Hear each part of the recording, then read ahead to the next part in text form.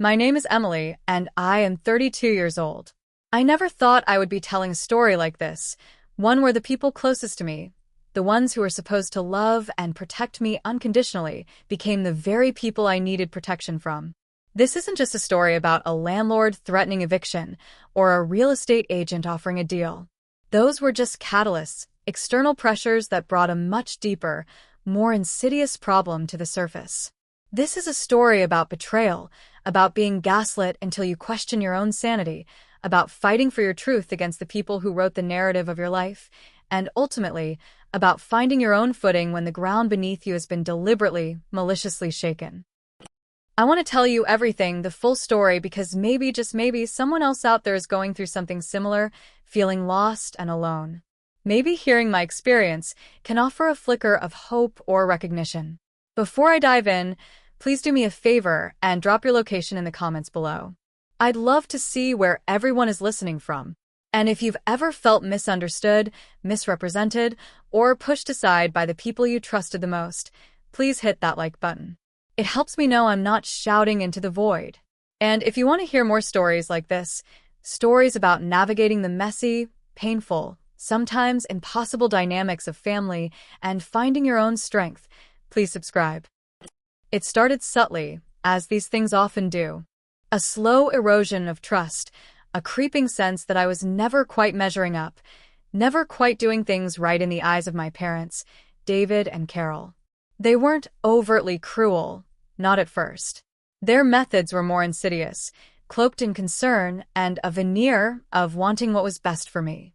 From a young age, I absorbed the unspoken rule that their opinions were facts, their desires were priorities, and my role was to be malleable, to fit the mold they envisioned for me. I grew up in the same small town I live in now. It's the kind of place where everyone knows everyone, and family reputations are woven into the fabric of the community. My parents were pillars of that community, respected, outwardly successful, admired. To the outside world, we were the perfect family, living in a beautiful house, active in local events, always smiling in photos. Behind closed doors, it was a different story. My older brother, Mark, was the golden child. Brilliant, ambitious, effortlessly charming. He could do no wrong. I, on the other hand, was the sensitive one, the dreamer, the one who felt things too deeply and questioned too much. This earned me labels: difficult, overly emotional, stubborn. My feelings were often dismissed, my concerns minimized. If I expressed hurt over a cutting remark or unfair treatment, I was told I was being too sensitive, blowing things out of proportion, or intentionally trying to cause drama. This pattern continued into adulthood. I moved away for college, seeking independence and a chance to define myself outside of their expectations. It was the best decision I ever made. I thrived, built my own friendships, and started to understand who I was without the constant commentary. But the pull of family was strong, and when my grandmother, my mother's mother, who had always been a source of quiet support for me, became ill, I felt obligated to return home. My grandmother owned a duplex. She lived in one unit, and the other had been a rental property for years. It wasn't a grand place, but it was solid and in a decent location. When she passed away, her will stipulated that the duplex be left to my mother, Carol. My grandmother had mentioned wanting me to have a stable place to live if I ever returned to town, a place of my own. I wasn't sure how this would translate legally, but my mother assured me that she would continue to rent the second unit, the one not occupied by my grandmother, and that I would have priority if I wanted to move in.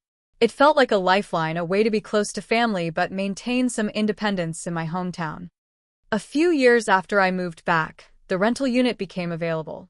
By then, I was working as a graphic designer for a small local firm. Rent in town was skyrocketing, and the prospect of moving into my grandmother's duplex felt like a blessing. My mother offered me a lease at a significantly reduced rate, below market value.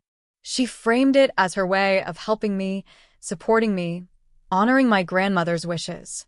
I was incredibly grateful. It wasn't a formal written lease, which in hindsight was my first major mistake, born out of a misplaced trust that family wouldn't need contracts. Our agreement was verbal, I would pay a fixed amount each month, cover my utilities, and be responsible for minor maintenance within the unit. My parents, as owners, would handle property taxes, insurance, and major repairs. Living there was peaceful for a while. I was settled close enough to visit my father, who was starting to have some health issues, and to see my mother regularly. The discounted rent allowed me to save a little money, something that had been impossible before. I thought I had found a stable place, a compromise between independence and family connection. But the peace didn't last. Slowly, subtly, my parents' behavior shifted. My mother started making demands, not related to the property initially, but about my time, my choices, my social life. If I wasn't available to run an errand or attend a family function on short notice, she would express disappointment, often framed as me being ungrateful for the deal she was giving me on rent. The reduced rent, which had felt like generosity, began to feel like a leash. My father, usually less directly controlling than my mother, started echoing her sentiments. He would make comments about how much they were sacrificing to let me live there, how I needed to appreciate it more. It was a constant, low-level guilt trip designed to make me feel indebted and therefore compliant. Any attempt I made to explain that I was grateful, that I appreciated their help but also needed my own life, was met with dismissal or accusations of being selfish. The dynamic escalated when they started making demands related to the duplex itself. They would show up unannounced, expecting to be let in to check on things. My mother decided the paint color in my living room needed changing, despite me liking it and it being a neutral, perfectly acceptable shade. She insisted on supervising the painting, making passive-aggressive comments about my taste. It wasn't about the paint, it was about control. Then came the financial pressure. Suddenly, there were unexpected expenses related to the property that I was expected to contribute to outside of the agreed-upon rent. A leaky faucet in their unit, a problem with a shared driveway, a sudden need for a new appliance for their side. These weren't major repairs. They were small, nagging costs that chipped away at my savings and felt arbitrary. When I gently reminded them of our agreement, the response was always some variation of, "We're already giving you such a good deal on rent. Surely you can help out with this little thing." The implication was clear. My discounted rent was a privilege they could revoke if I didn't comply with their every request, financial or otherwise. This created a constant state of anxiety. I never knew when the next demand would come, or what form it would take. I felt like I was walking on eggshells in my own home. My once safe space became a source of stress. I tried talking to them, explaining how I felt. I used I statements, tried to be calm and reasonable.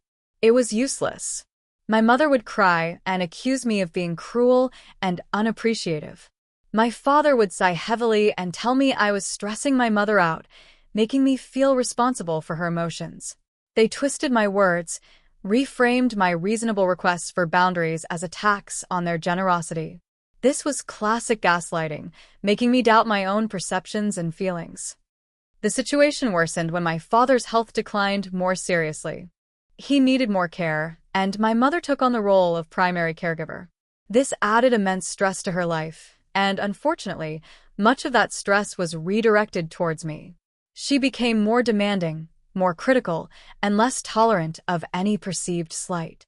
My brother Mark, who lived in another state, remained the golden child, praised for his success and independence, while my proximity made me an easy target for their frustrations. One particularly difficult week, I had a tight deadline at work and couldn't drop everything to take my father to a doctor's appointment that my mother could have handled but suddenly declared herself unable to do. I suggested alternatives, a taxi, a neighbor, rescheduling for a time I could take him, but she refused them all, insisting I was the only one who could possibly do it at that exact time. When I explained I simply could not leave work, the backlash was immediate and severe. My mother called me later that day, her voice dripping with cold fury. "I cannot believe you," she said. "After everything we've done for you, giving you this wonderful place to live for next to nothing, this is how you repay us? You can't even help your own father when he needs you."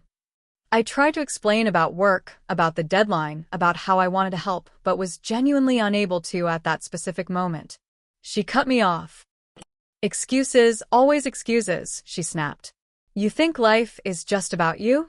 You think you can just take advantage of us and then refuse to lift a finger when we need you? My father got on the phone, his voice weak but firm. Emily, your mother is very upset. We expected more from you. This is unacceptable. The conversation ended with them telling me they needed to rethink our living arrangement if I wasn't going to be a supportive daughter. The threat was implicit. Help us on demand, or lose your home. This incident was a turning point. It solidified the feeling that the reduced rent wasn't a gift. It was a transaction, a means of leverage and control. My home wasn't truly mine. It was a conditional space provided by them, subject to their whims and demands. I felt a cold dread settle in my stomach. I started looking online, researching tenant rights, local rental prices, anything that could give me some agency or understanding of my situation.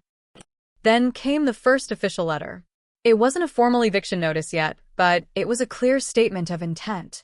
Delivered by registered mail, it stated that due to changing circumstances and financial needs related to my father's health, they would be needing to increase the rent on my unit to market value, effective in 60 days. The new amount was more than double what I was currently paying, a figure I knew I couldn't afford, especially with my savings depleted by their previous requests for contributions. My heart pounded as I read the letter. 60 days. Find a new place. Somehow scrape together first month's rent, last month's rent, security deposit, moving costs, all while dealing with the emotional fallout of this blatant power play. It felt cruel, a direct punishment for my perceived defiance. I called my mother, trembling. Mom, I got your letter, I said, trying to keep my voice steady. The rent increase. I can't afford that. You know I can't. Her tone was clipped, businesslike. Well, Emily, that's the market rate. We can't afford to subsidize you anymore. Your father's medical bills are very high. This was a half-truth. While his bills were increasing, they were far from destitute, and Mark was contributing financially as well, though they never acknowledged his help in the same way they demanded mine. But Mom, we had an agreement, I pleaded. You said I could stay here at the lower rate. Circumstances change, Emily, she said dismissively. Your grandmother's wishes were one thing, but we have to live in the real world. If you can't afford the new rent, you'll need to find somewhere else to live. 60 days isn't much notice. It's the legal minimum, she replied, as if this was a simple business transaction with a stranger, not a life-altering decision for her own daughter. Perhaps you should have thought about saving money instead of, well, never mind, the implication of my supposed irresponsible spending hung heavy in the air. I hung up feeling sick. It wasn't just about the money or the housing.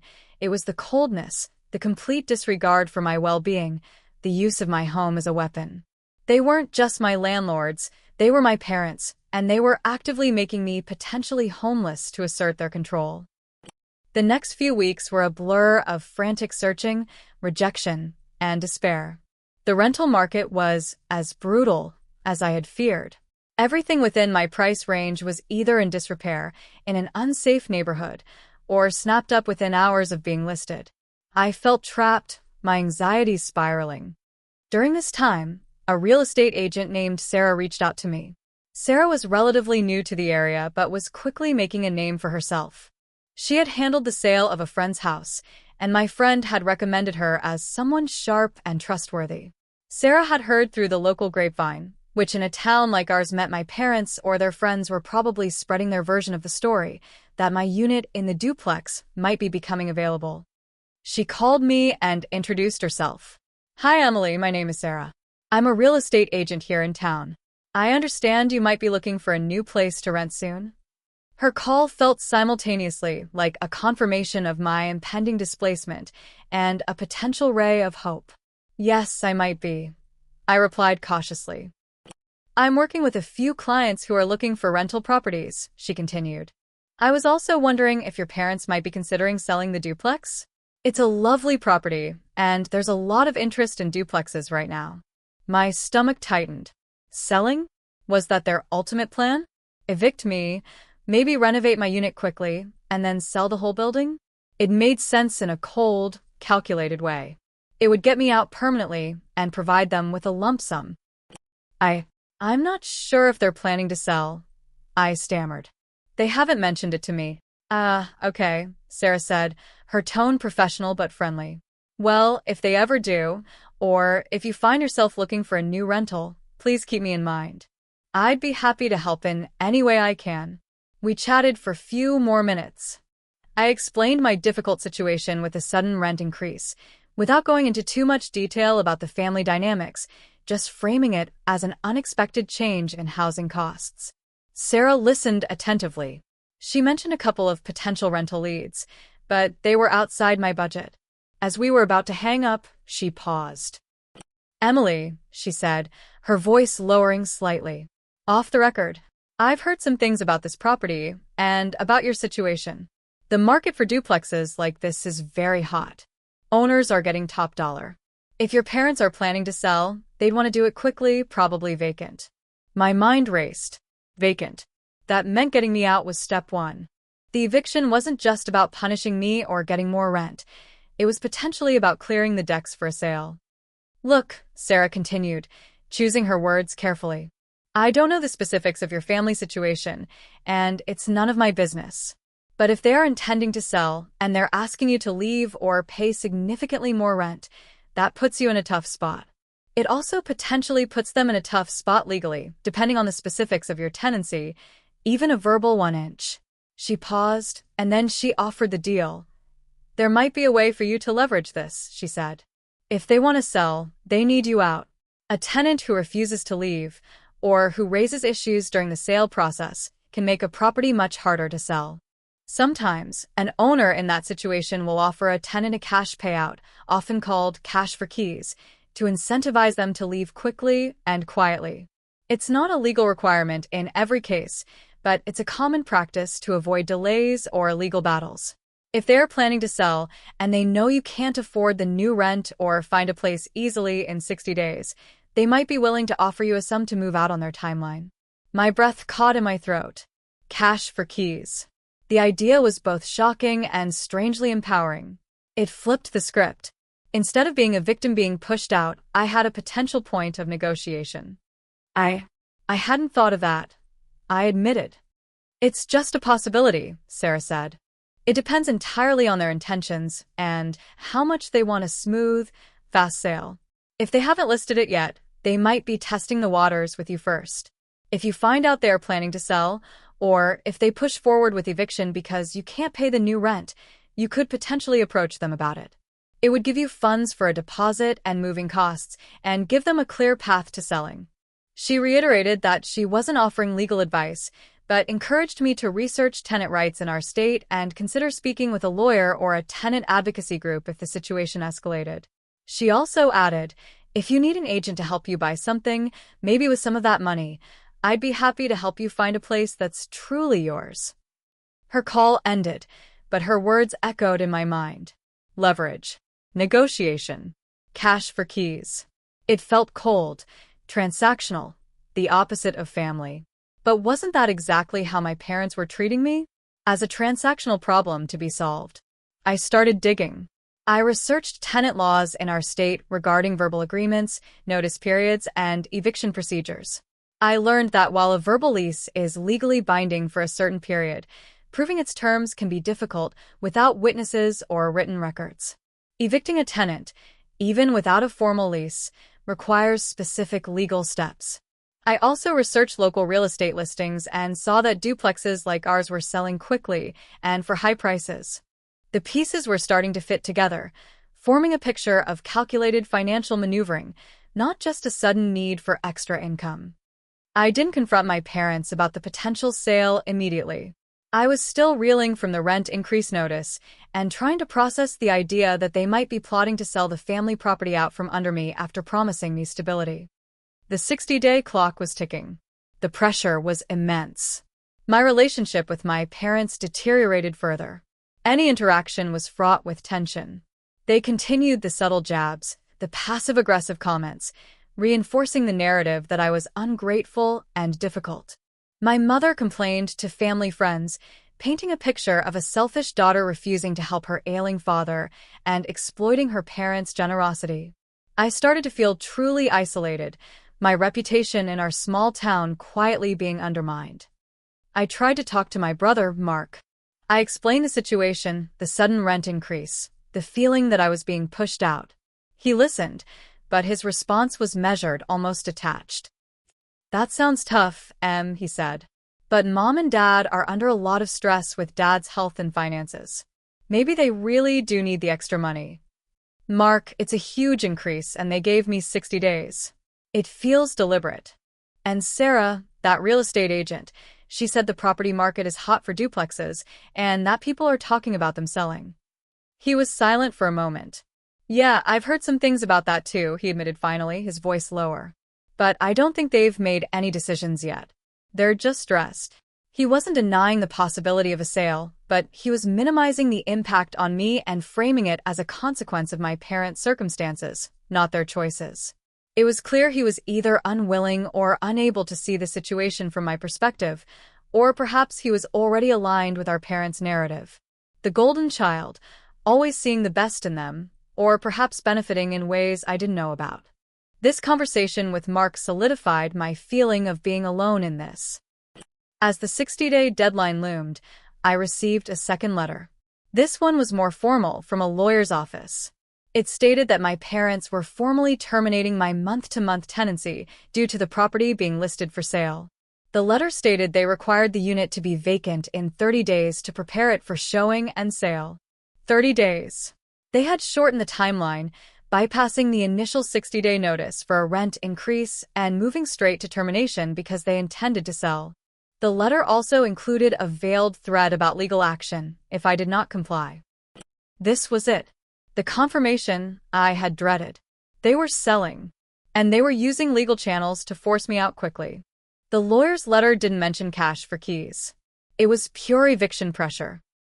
I felt a wave of panic, followed by a surge of cold anger. They hadn't even told me they were listing the property. They went straight to a lawyer, straight to eviction. This wasn't just about money. It was about control, about power, about demonstrating that they could dictate my life and my housing. I called Sarah, the real estate agent. My voice was shaking. "Sarah, I got a letter from a lawyer. They're selling the duplex, and they've given me 30 days to move out." Sarah's tone immediately became serious. "Okay, Emily. Take a deep breath. Did the letter say anything about cash for keys, or offer any compensation?" No, nothing. "Just that I need to be out in 30 days because they're listing it for sale, and they'll take legal action if I don't leave." "All right," she said. "This changes things a bit. 30 days is very short notice for someone who's been living there, even on a month-to-month. Especially if you haven't been disruptive or failed to pay rent. Going straight to a lawyer like that, it sounds like they want you out fast and quietly. Are they using a local listing agent?" "I don't know," I admitted. I felt overwhelmed. "Okay, here's what I suggest," Sarah said, her voice clear and directive. "First, do not agree to anything or sign anything from their lawyer without speaking to someone yourself. Second, I can do a quick check to see if the property has been formally listed with any local agency yet. If it hasn't, and they're just using the threat of sale to get you out, that's one thing. If it has been listed, then they are genuinely trying to sell, and they have a strong incentive to get you out without drama." She continued, "This is where the cash for keys idea becomes more relevant. If they've listed it, their agent is probably advising them on the best way to make the sale go smoothly. An occupied property, especially with a potentially difficult tenant, and trust me, they've probably painted you as difficult to their agent, is a red flag for buyers and lenders. Offering a tenant money to leave is often cheaper and faster than a drawn-out eviction process." Sarah explained that she wasn't their agent, so she couldn't negotiate for me directly with them, but she could find out if it was listed and who the listing agent was. She could also potentially plant the seed with the listing agent that I was aware of my rights and might be open to a relocation assistance package if it was fair. "This isn't about getting rich, Emily," Sarah stressed. "It's about getting enough money to cover your move and secure a new place without being completely wiped out or forced into an impossible situation.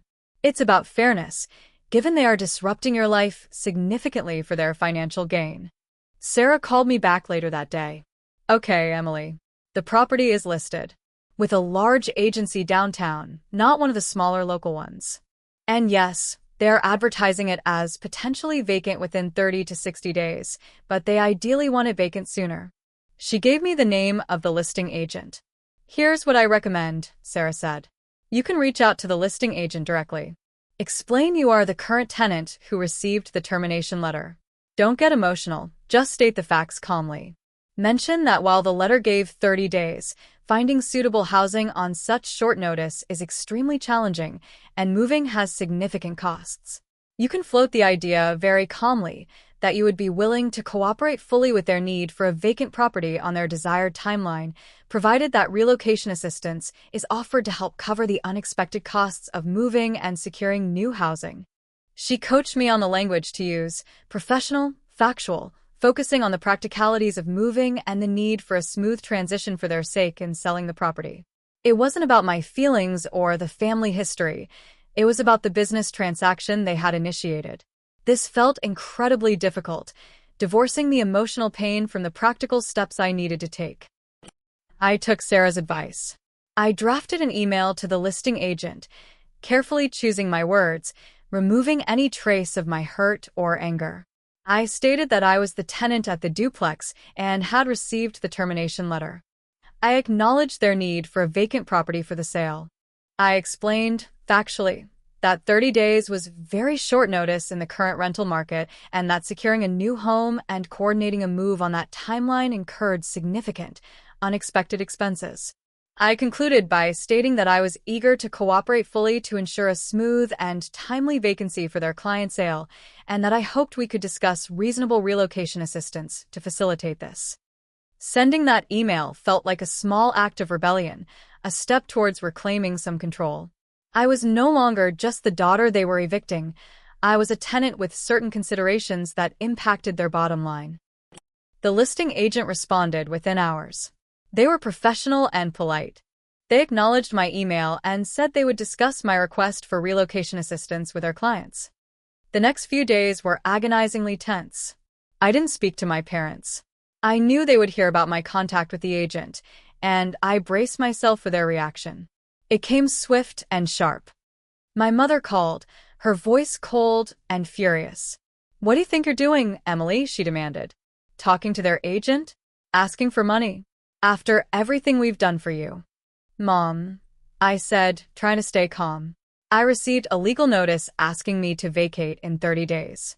Moving costs money. I'm just trying to figure out a practical way to manage this sudden change." "Practical? You're trying to extort us." My father's voice boomed from the background, full of manufactured outrage. "We give you a wonderful home for years, and this is how you treat us? Trying to hold up our sale for money." "Hold up your sale?" I repeated, a knot forming in my stomach.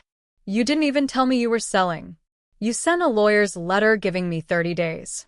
That's not fair notice when I've lived here for years. I'm not trying to extort you. I'm asking for help with the costs you are creating for me by forcing me to move suddenly." My mother scoffed. "Forcing you? We're selling our property. We have every right. And you're trying to take advantage of your own parents when your father is ill." The conversation devolved rapidly. They twisted everything, accusing me of being greedy, ungrateful, cold-hearted. They brought up past grievances, unrelated issues, everything they could think of to make me feel like the villain. It was a torrent of emotional abuse, designed to make me back down, to feel guilty, to accept my fate meekly. But this time, something was different. Sarah's words, the legal documents, the sheer injustice of it all, it had hardened something inside me. I didn't yell back. I didn't cry. I listened to their accusations, felt the familiar sting of their words, but it was like listening to a broken record. Their narrative had lost its power over me because I finally saw it for what it was, a tool of manipulation. "I understand you need to sell," I said, cutting through their accusations with a steady voice. "But that doesn't change the fact that I need a place to live and money to move. I suggest you discuss my proposal with your agent. They understand the process of selling a property with a tenant in place." I knew this was a crucial boundary. I was refusing to be drawn back into their emotional drama and reframing the situation as the business transaction they had made it. My mother gasped, clearly taken aback by my calm refusal to engage on their terms. "How dare you?" she shrieked. "Is that all we are to you? Just a transaction?" "That's what you made this," I said, my voice unwavering. "When you sent me a lawyer's letter instead of talking to me, when you gave me 30 days' notice after years of living here, when you didn't even tell me you were selling. Yes, you made this a transaction. And now I'm dealing with it as a transaction." I hung up before they could respond. My hand was shaking, but it was with a mix of fear and exhilaration. I had stood up to them. I hadn't let them pull me into the usual cycle of guilt and blame. I had asserted my position, not just emotionally, but practically. A few days later, the listing agent contacted me again. They proposed a cash-for-keys agreement. The amount offered wasn't life-changing, but it was enough to cover the costs of a security deposit, first month's rent at a market-rate apartment, and professional movers. In exchange, I would agree to be out by their deadline and cooperate with showings if needed before I left, though they planned to wait until I was out to do extensive showings. I reviewed the proposal carefully. It wasn't a victory, not in the sense of repairing my family, or even getting what I ideally wanted, which was stability and a place of my own. But it was a way out, a practical solution that didn't leave me financially ruined and scrambling. It gave me agency in a situation where they had tried to strip me of it. I accepted the offer. The agreement was formalized through the agents and lawyers. It felt surreal to sign a document with my parents' names on it, mediated by professionals, agreeing to financial terms for my departure from a home that was once my grandmother's and that I had thought of as my own.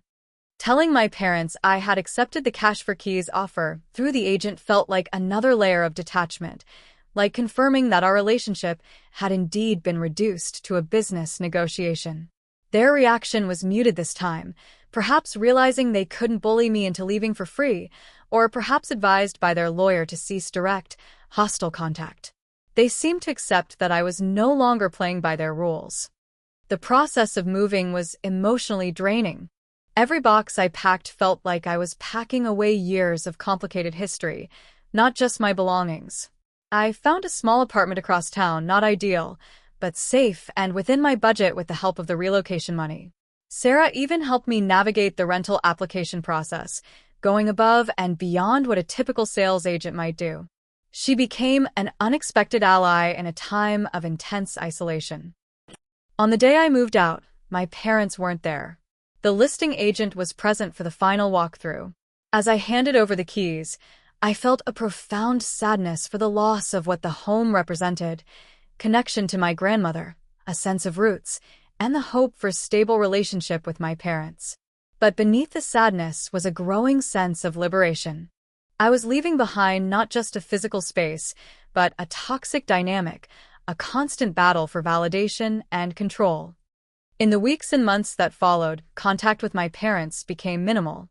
The duplex sold quickly. I heard about it through Sarah and later saw the online listing marked sold. I didn't ask them about it, and they didn't offer details. Our conversations, when they happened, were stilted and superficial, focused on pleasantries and avoiding anything remotely controversial. The emotional depth was gone, replaced by a polite, awkward distance. My brother Mark tried to bridge the gap a few times, suggesting we all get together for holidays. I declined, explaining that I needed space after everything that had happened. He still didn't fully grasp the extent of the emotional damage, seeing it primarily as a dispute over property and money, not a culmination of years of control and betrayal. Living in my new apartment, truly on my own terms, was initially lonely but increasingly empowering. There were no unannounced visits, no demands disguised as favors, no veiled threats related to my housing. I was paying market rent, yes, but the cost was predictable, and the space was entirely mine. For the first time in a long time, my home felt like a sanctuary, not a battleground. The experience fundamentally changed my relationship with my parents and with myself. I grieved the loss of the family I wished I had, the unconditional love and support I had always craved but never truly received. I came to terms with the fact that their actions were not expressions of love, however flawed, but manifestations of their own needs for control and validation projected onto me. I learned that sometimes setting boundaries with toxic family members isn't enough. Sometimes you have to create physical and emotional distance, even if it's painful. I learned that my worth wasn't dependent on their approval or their narrative of who I was.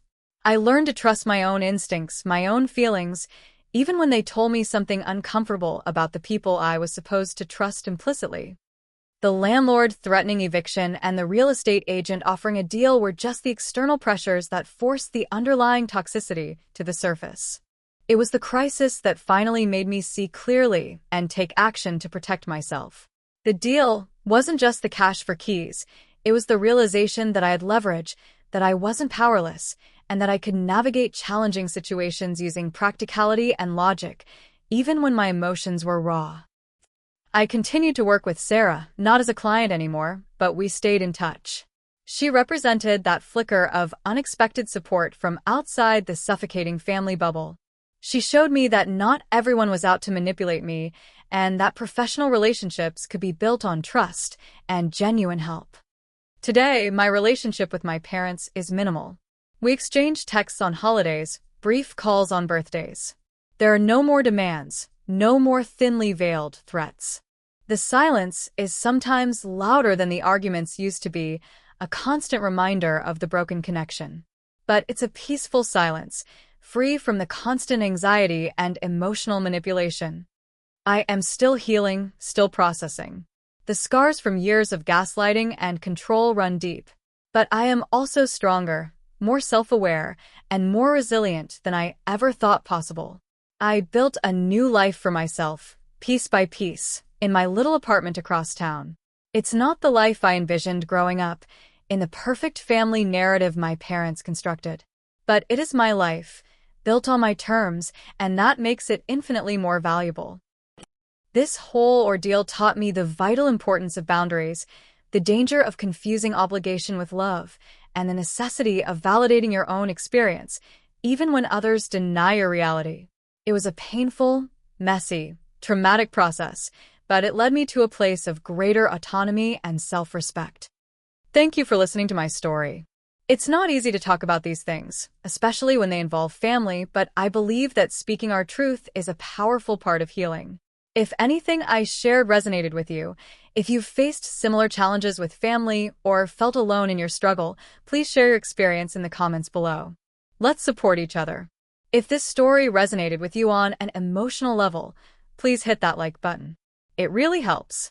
And if you want to hear more stories about navigating complex relationships, personal growth, and finding your voice, don't forget to subscribe. Remember, your experience is valid, and you deserve to feel safe and respected in your own life, even if it means changing the dynamics with the people who are supposed to be your greatest support. Speak your truth, set your boundaries, and build the life you deserve.